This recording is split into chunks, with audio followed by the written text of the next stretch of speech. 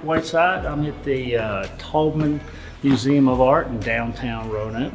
I'm at the Huntopia exhibit, and where I'm standing is in front of a really cool bank arch that was taken from a bank down in Cambridge, Virginia, and Black Dog donated it for the exhibit as a feature piece, and it was at our showroom for a long time, but it's getting ready to come down. The exhibit's about over, and we want to sell it.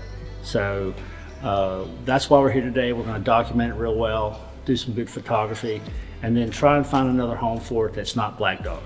So if you're interested, give a call. We can give you all the details, and we're going to have it available here within the next 30 days. So thanks a lot.